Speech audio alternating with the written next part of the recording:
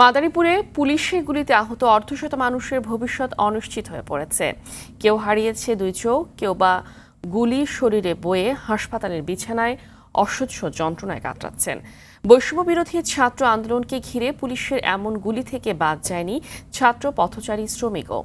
Police বলছে অতিরঞ্জিত হয়ে কোনো সদস্য গুলি ছুড়লে তদন্ত শেষে বিভাগীয় ব্যবস্থা নেওয়া হবে। মাদারীপুর থেকে সাইফুল ইসলামের তথ্যচিত্রে বিস্তারিত জানাচ্ছেন জুবায়ের রাজিন।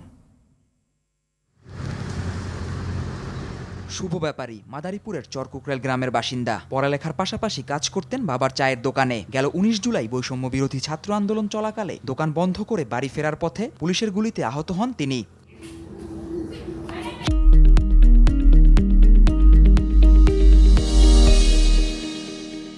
সারা শরীরে গুলিবিদ্ধ হওয়ার পাশাপাশি দুই চোখেও লাগে গুলি। এতে বাম চোখের দৃষ্টি হারান তিনি, ডান চোখেও দেখেন কম।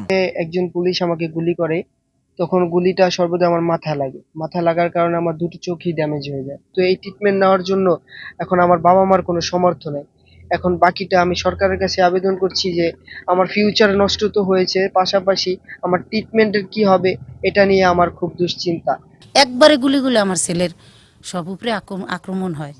আক্রমণ হওয়ার পর মাথার উপর হয়, তারপর আমার ছেলে ওখানে পড়ে যায়।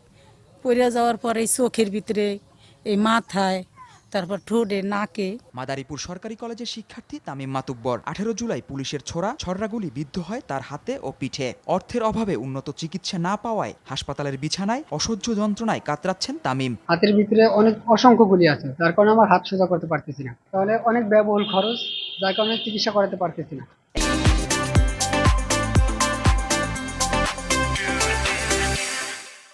একইভাবে অনিশ্চয়তায় পড়েছে গুলিতে আহত প্রায় অর্ধশত মানুষের ভবিষ্যৎ। এসব ঘটনায় দোষীদের বিচারের পাশাপাশি সরকারের সহযোগিতা চেয়েছে আহতদের স্বজনরা। যে হসপিটালে নিছি ওই হসপিটাল উপরের থেকে না বলে দিছে যারা এরকম গুলিতে আক্রান্ত হয়েছে তাদের যেন কোনো চিকিৎসা না দেয়। এই চিকিৎসা না পাওয়ার কারণে আজকে ওর চোখে এই অবস্থা। সরকারের কাছে দাবি আমাদের চিকিৎসার জন্য।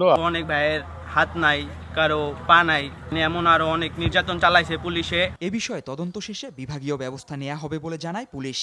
বেশ কিছু কমিটি গঠন করা হয়েছে জেলা পুলিশের পক্ষ থেকে। সেই কমিটিগুলোর রিপোর্ট প্রাপ্তি সাপেক্ষে কারো যদি কোনো ধরনের অবৈধ কোনো কার্যক্রম থেকে থাকে তার বিষয়ে বিভাগীয় সর্বোচ্চ ব্যবস্থা নেওয়া হবে।